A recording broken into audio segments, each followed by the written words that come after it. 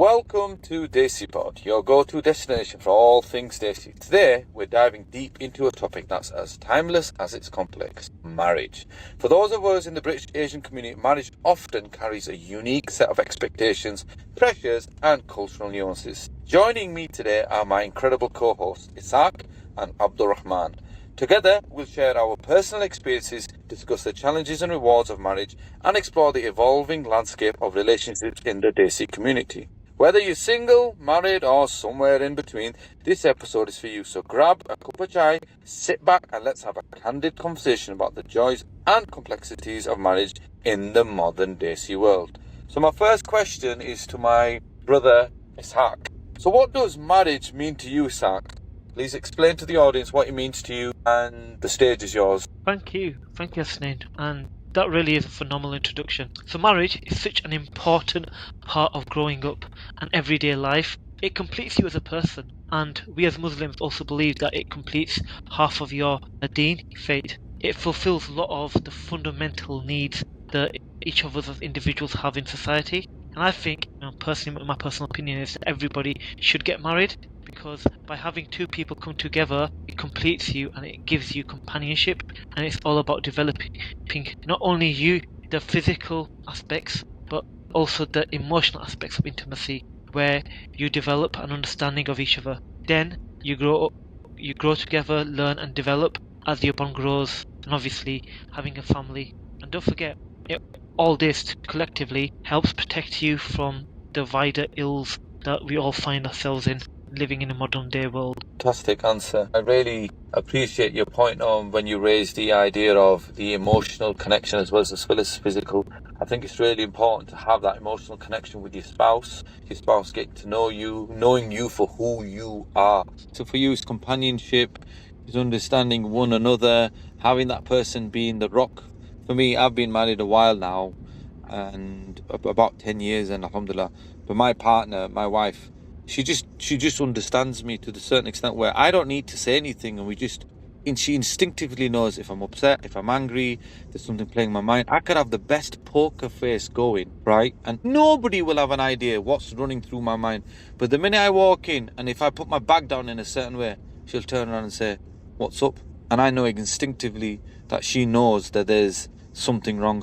And I try to play up and I say, "Oh yeah, nothing." She'll be like, "No." Because there'll be times when I just slip up in the way of speaking. But I understand the companionship you need. Being married for me is having that companion who, for me, she is my better half. She fulfills me. She tamed the beast which was within me. And if people know me, I was a loose cannon. I did not know. I was too erratic and I was out in your face. I was more of an extrovert. Everybody's business, wanting to know, be everything. But the minute I got married, she just brought the calmness down. It was like, look, it's good to be like that times, but you really need to tone it down and really value yourself. Because I think I was in that space where I had to be the center of attention, but then I realized you don't need to be the center of attention, because if people value you, they'll want to be with you. But my spouse has really brought that calmness into me and made me realize that I can channel my positivity that I had within myself in other ways.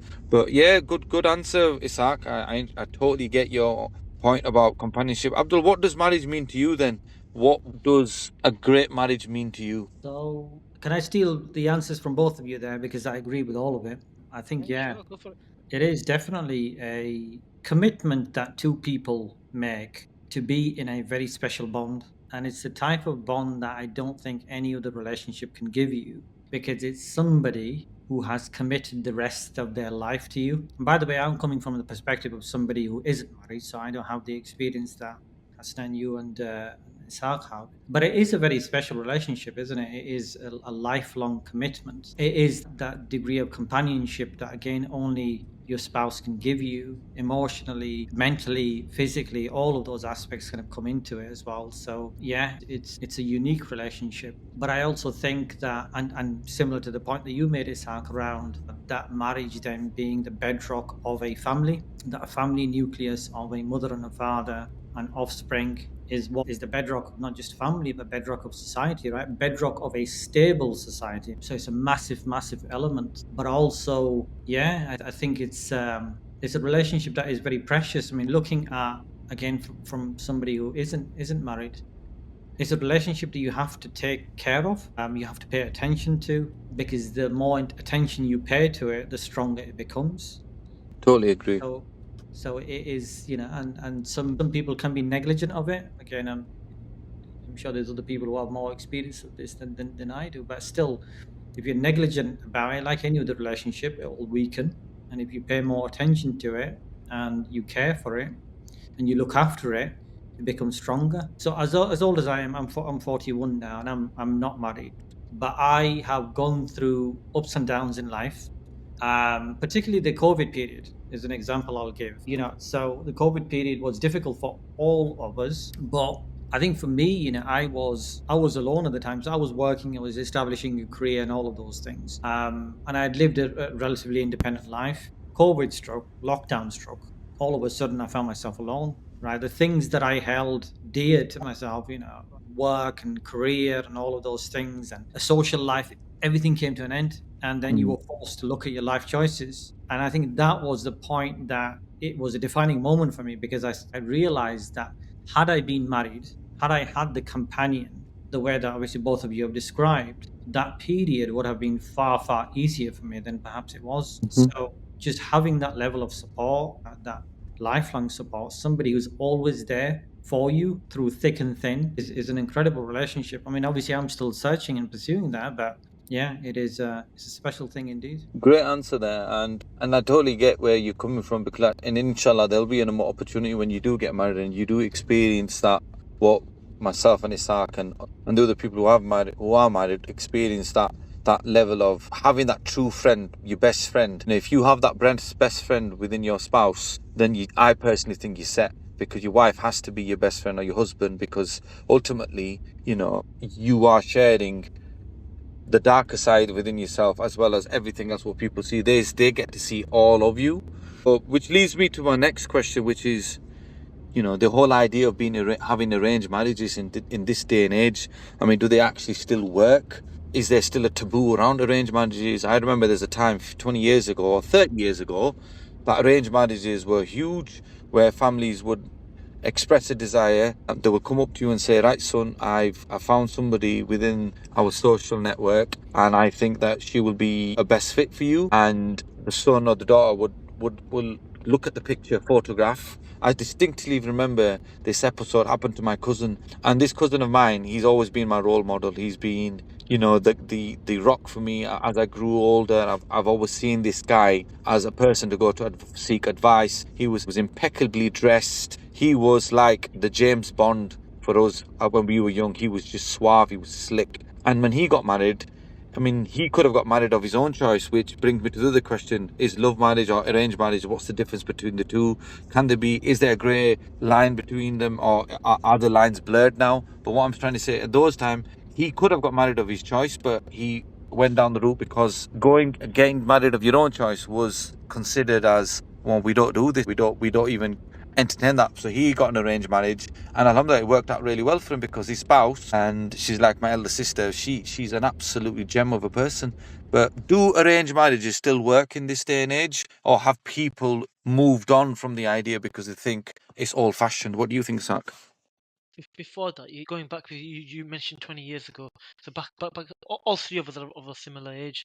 So when we were growing up, often the media and wider society would blur the line between arranged marriage and forced marriage. So just to clarify, we are talking about Yeah. arranged marriage and not any young person being forced to get married, which is a whole different subject matter, and a taboo that we will no doubt one day discuss. And that's brilliant that you've addressed that there. What you've just said is hitting the nail on there. We are talking about where individuals have been given the opportunity to either consider a suitable person or not, whether and obviously force totally against that. It's an abhorrent act where you have no rights. This is who you might know. We are totally against. Our religion is totally against that. It's just a cultural aspect which unfortunately still exists in the Indian subcontinent, and hopefully this sort of forced marriages will slowly eradicate. But thank you for raising that. So back to you, Sak. Yeah, no, thank you for that. And just to add, it does exist in different parts of the world, so not necessarily just the Asian subcontinent. But again, going back to your question, the arranged marriage, adding to that people often differentiate arranged marriage from love marriage, but there's no reason why an arranged marriage can't turn into a love marriage, and vice versa, because arranged means just that you have a third party that facilitates that conversation. And I know Abdurrahman's got a slightly different perspective on how that is envisaged, but I see the idea of an arranged marriage being very much, you have a third party, they are involved, and they bring two parties together, and if after they found a little bit more about each other, they decide to go ahead and a marriage is arranged. To me, that is an idea of an arranged marriage. To me, that is almost a tried and tested way. If you look at culturally the history of people from different parts of the world, people from our faith, it is something that's important, because it's, again, from a religious point of view, we believe, obviously, of trying to avoid free mixing.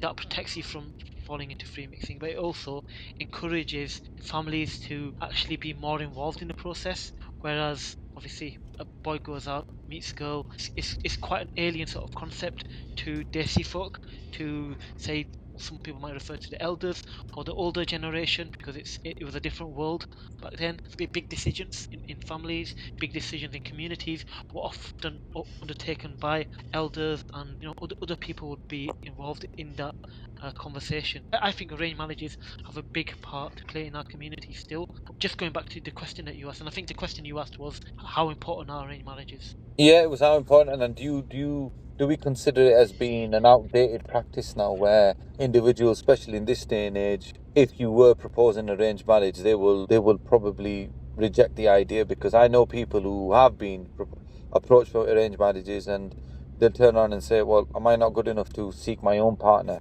So, in that respect, is it an outdated practice, or does it still hold its value? So I'd go as far as to say that it's a practice that is being challenged more and more by different cultural taboos and different stereotypes within the culture. Because, again, some people feel like it's a mixture between force and losing that autonomy. But I think there are still a large numbers of our society that still see it as a fruitful and successful way to go. But equally, like what you said, there are an ever growing number of, often a lot more younger people that are reverting back to a different sort of perspective. But that said, I'm sure you can reflect on people that you've encountered over your experiences. I can encounter them from my experiences, where it is now people are wanting to go out and free mix and get to know each other. Almost boy goes out, boy meets girl, and follow that. But then likewise, the other side of the coin that I'm going back to when now I was in my schooling and college years, you had people that were, to quote, chilling out, and they were getting to know each other, but they weren't necessarily getting married to those people.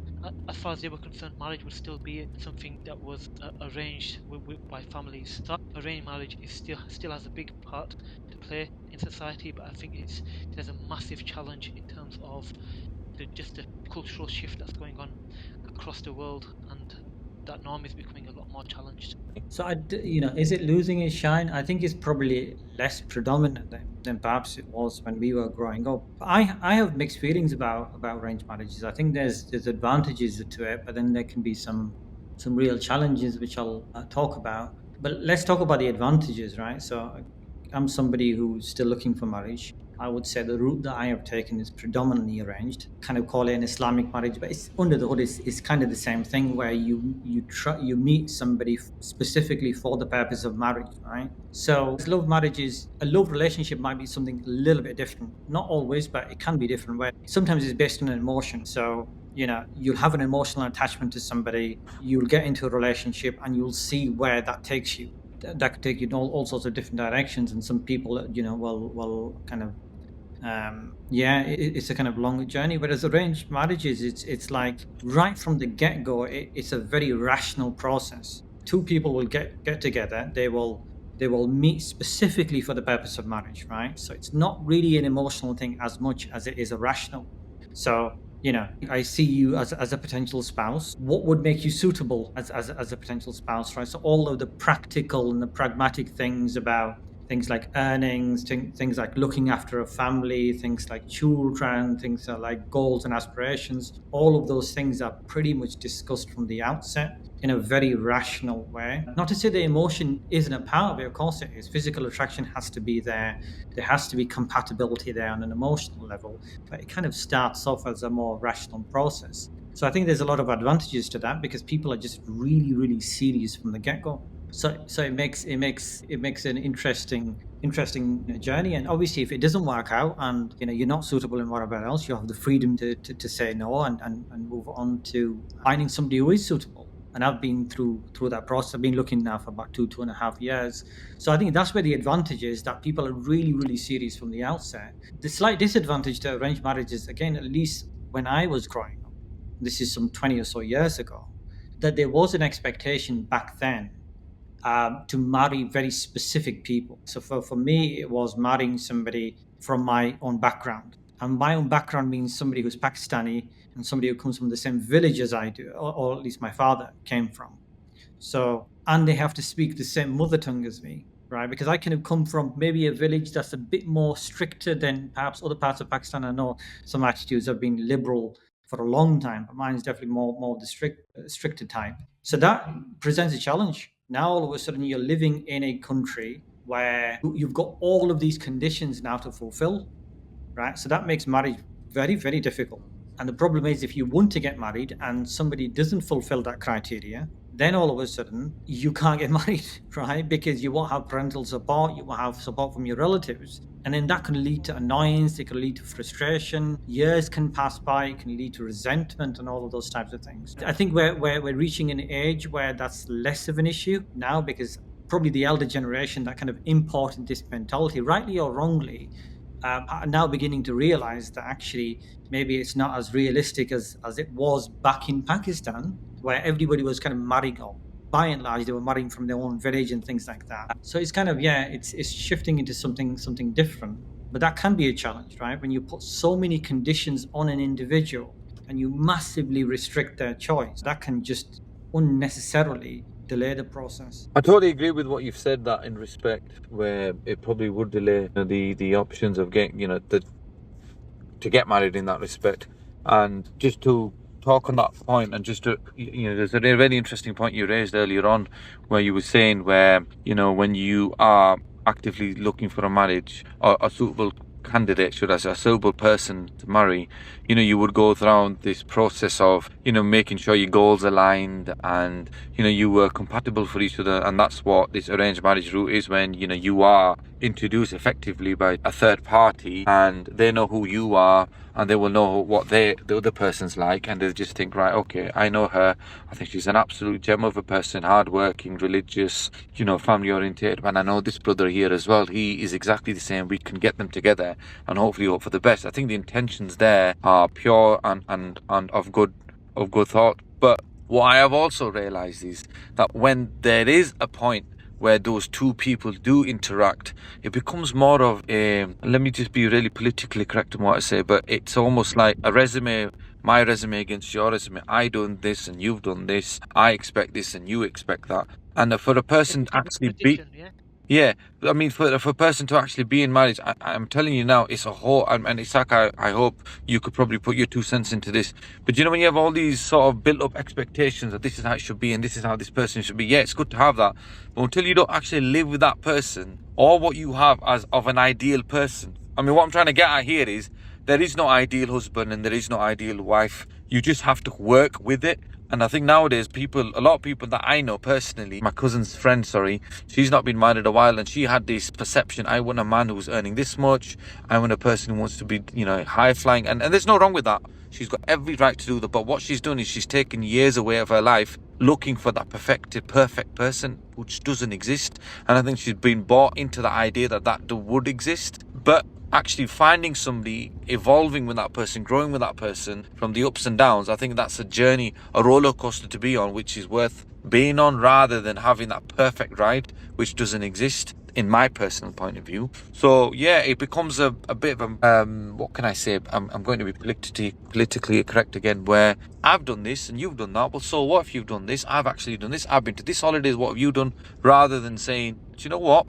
we're both different. We've all had different experiences, and we should take it from. And to the other point you raised, Abdul, I think physical attraction is massive, and I don't want people to think we're shallow here by being men. Women have got each and every right to pick up a spouse that they are attracted to, and vice versa. The men do need to do the same, because this whole idea, they've got a wonderful personality. It has to be a physical attraction first for you to initiate the conversation, and vice versa. And I'm just sorry, I'm being a bit blunt. I'm gonna call a spade, but I think it starts off with through that initially having that being physically attracted, and if that makes you want to look after yourself and become a better person, then so be it. And I want all the audience out there to think that, you know what, you should look after yourself. You want the very best, so you have got every right to pick a husband that you would find attractive, and vice versa for the man seeking a beautiful wife. That is more important, because speaking from experience, and I know people who have been married and the attraction wasn't there, and they led to infidelity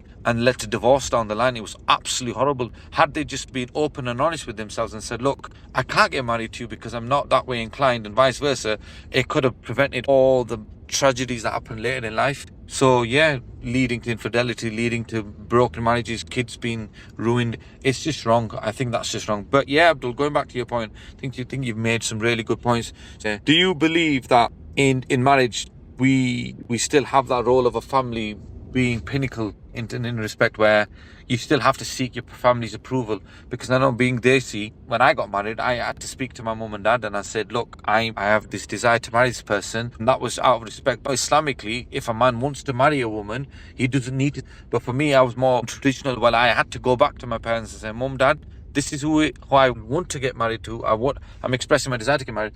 What do you think? And are you going to support me in that decision? Do you think that still exists? Having that strong family, having that role where your family play an active role for you to get married? Okay.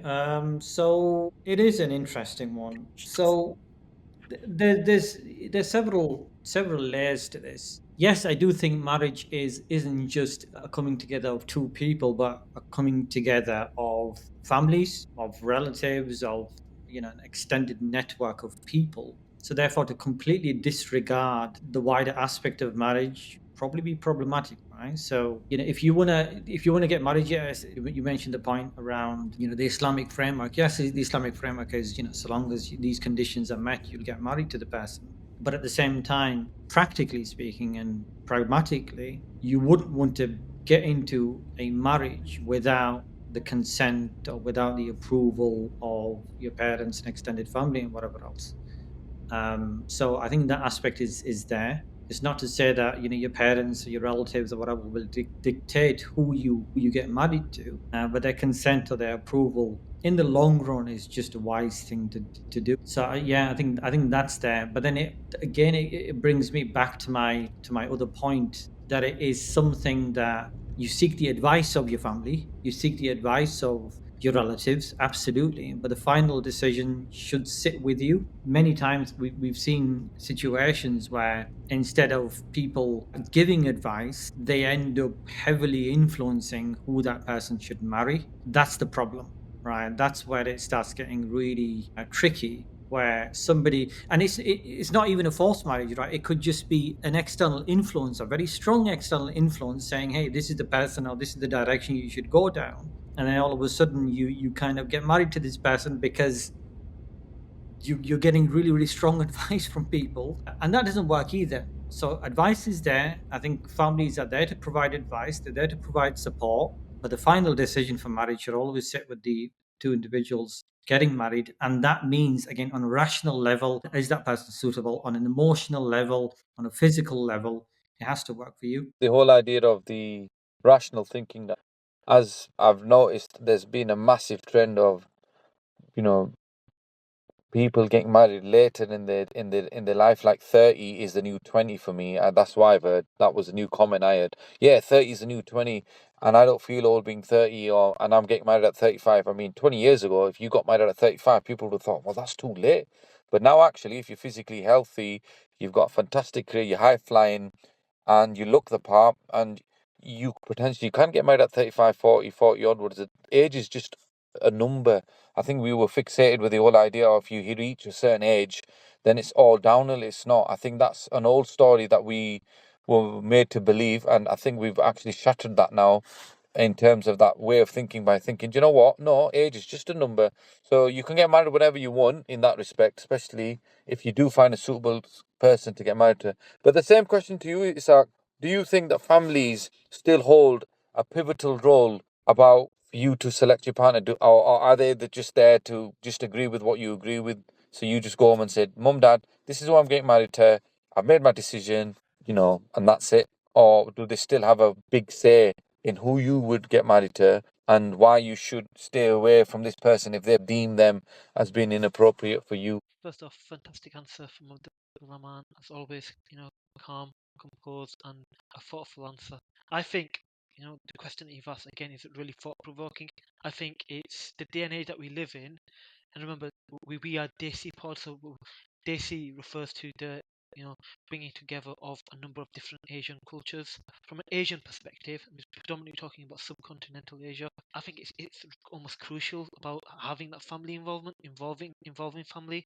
But as Abdurrahman said, it's not about the decision just being theirs. It is the two individuals that are in question gonna be getting married. Ultimately, it is ultimately their decision.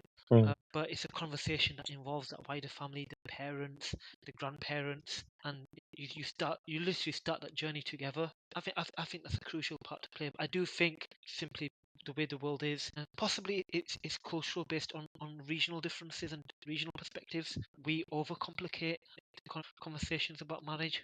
Sometimes parents exert their own pressure and own insecurities and almost may force a young person away from getting married because it can be a caste system, it can be to do with family characteristics. I think it is important that both for the stability of the family and ensure that you get off to a nice warm start, and that obviously you have a wedding where everybody's coming together. I think to hit that running from the off, you involve everybody in that conversation and build it from there in essence. But the point that you made earlier, and I think this is a great topic for another podcast about age is just a number, and I think we will definitely bring that and explore that, why in this day and age more and more young people are getting married later. But I think it's a good as an opportunity to conclude.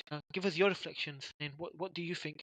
Do you think it is crucial that we involve family members, or do you think that can be a hindrance? It comes down to your personal situation at home, I believe. If you have got a really good, strong family network at home where your father, your mother, and if you're lucky to have both of them in your lives, are still alive, and you see them as a voice of reason, and you see them as a point of reference because they've got experience, they've been married for a number of years.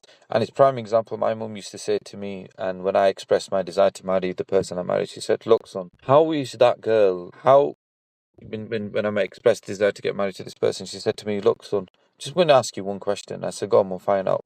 Fire away. She said, "What is her relation? What's her mum and dad's relationship like? And are they happy being together?" And that was a really deep question. I didn't understand at that point, but when I really thought and reflected on it, it was true that if you live in an environment where you've got a strong, solid foundation, mum and dad all being together, I think it's really pivotal that you do seek their approval and advice and blessings before getting married. I'm a bit old fashioned in that respect. I wouldn't go out and say, "No, I'm going against you and I don't care and I'm blinded by love." No, I was never that person.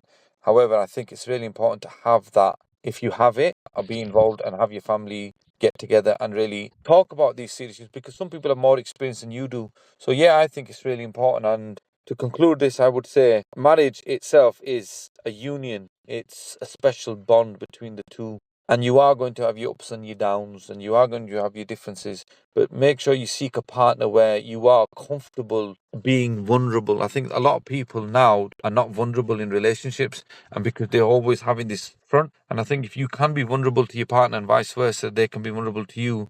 And I think that's a really, really strong marriage in my eyes, because you are in essence being yourself to them. We all have different images of ourselves when we're outside at work, in work or with friends. We are all portraying a different role, but when you're out with your spouse, the person that should really know you, you should be that person that be comfortable in being yourself. So yeah, I think marriage is important. And for those who are seeking marriage, I hope you do find a spouse. And for those who have failed in their marriages, look, life's too short.